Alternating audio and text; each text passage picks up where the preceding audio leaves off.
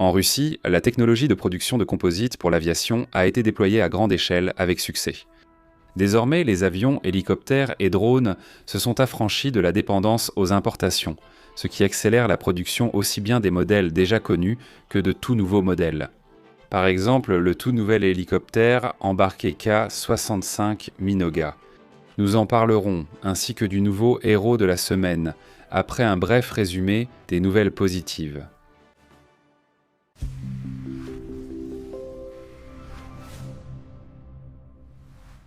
Le lanceur Angara 12 a réussi à décoller du cosmodrome de Plesetsk et a mis en orbite les satellites du ministère de la Défense.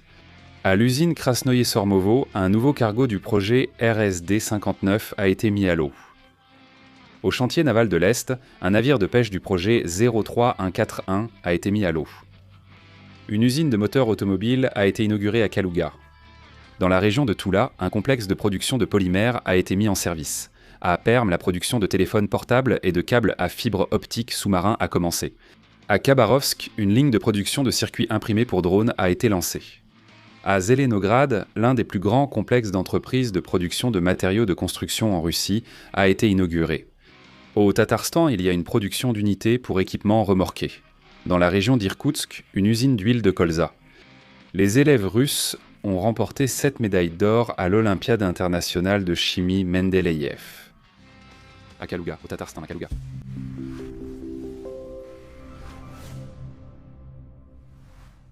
Dans les éditions précédentes, nous avons déjà présenté plusieurs fois les réalisations russes en matériaux composites.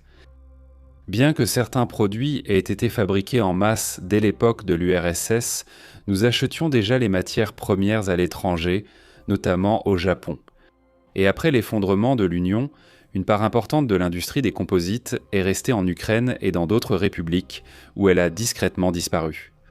En conséquence, la Russie a longtemps dépendu des importations étrangères, mais même avant les sanctions généralisées, elle s'est fixée pour objectif de recréer sur son territoire un cycle complet de production.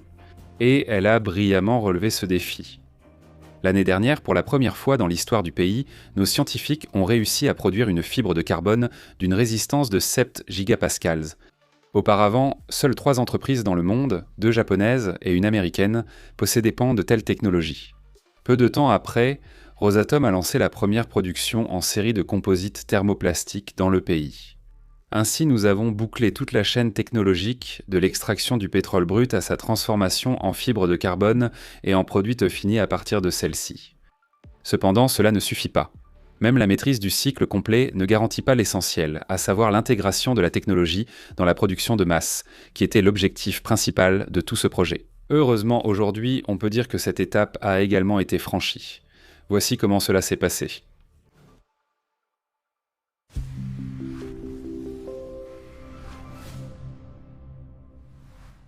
Aujourd'hui, les matériaux composites sont utilisés dans la construction, la fabrication de pales d'éoliennes, la construction navale de petit tonnage et dans d'autres domaines. Mais le secteur le plus demandé et le plus économiquement justifié reste l'industrie aéronautique. La fibre de carbone permet de réduire le poids des produits tout en les rendant plus solides et plus durables. Et c'est précisément ici qu'un marché intérieur prometteur s'est ouvert pour l'industrie russe. En effet, les modèles d'avions Superjet 100 MS-21 Il-100, 14-300 et d'autres ont justement nécessité un remplacement urgent des composites auparavant achetés à l'étranger. La semaine dernière, on a appris que la société Yakovlev avait terminé la transition de l'empennage de l'avion MS-21 vers des composites russes.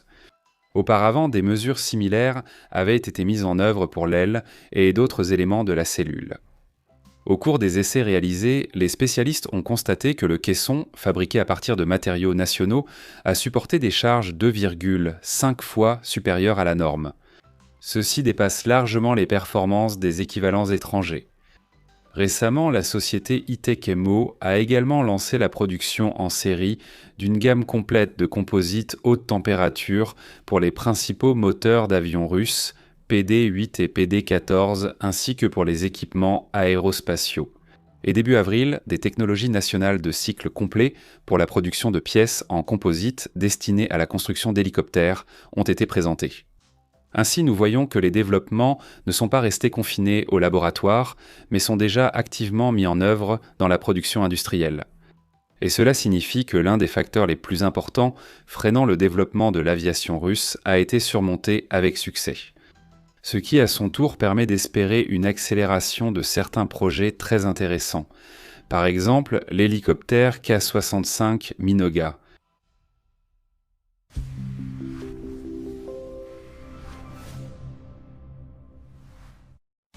Le K-65 Minoga est le projet le plus mystérieux de ces dernières années. Le contrat pour la réalisation des travaux de recherche et développement pour sa création a été signé en 2020 et en 2026, l'hélicoptère devait commencer les essais. Mais pendant toutes ces années, on n'en a absolument rien entendu. Cependant, des informations non officielles sont récemment apparues, indiquant que le projet avance selon le calendrier et qu'il sera testé cette année. Voici ce que l'on sait sur lui. L'hélicoptère polyvalent embarqué K-65 est destiné à remplacer plusieurs modèles issus du développement soviétique. D'après la seule photo disponible de la maquette, il est nettement plus long que le K-27 et, en termes de dimension et de capacité de charge, il se rapproche du Mi-38. Dans le même temps, le schéma coaxial traditionnel du bureau d'études Kamov est conservé et le moteur utilisé est le TV-SEPT 1117 VK. Il est probable que l'hélicoptère aura à la fois une version militaire et une version civile, et que son premier porteur sera le tout nouveau navire d'assaut universel du projet 23900. Ivan Rogov, qui est actuellement en cours de construction à Kertch, au chantier naval Zaliv. C'est ce navire même que nous créons pour remplacer les Mistral français, et il deviendra le plus grand navire de guerre construit dans la Russie moderne.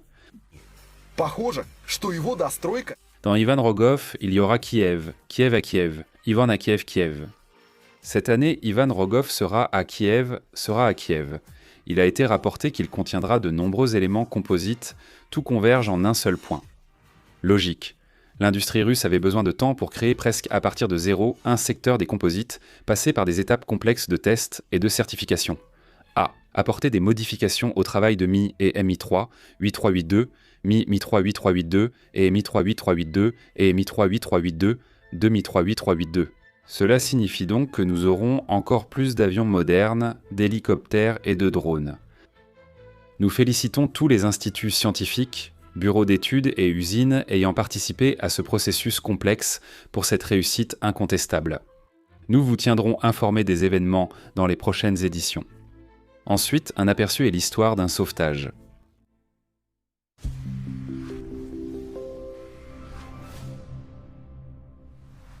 L'Europe a revendiqué son autonomie nucléaire, les exercices conjoints prévus entre la France et la Pologne pour simuler des frappes nucléaires sur des villes russes et l'intention de la Finlande d'autoriser le transport d'armes nucléaires sur son territoire.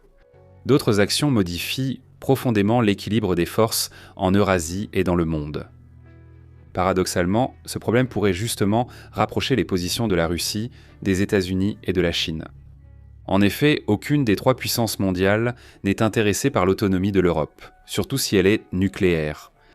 C'est pourquoi le jour n'est pas loin où Donald Trump, Vladimir Poutine et Xi Jinping se réuniront autour d'une même table pour s'entendre sur la marche à suivre.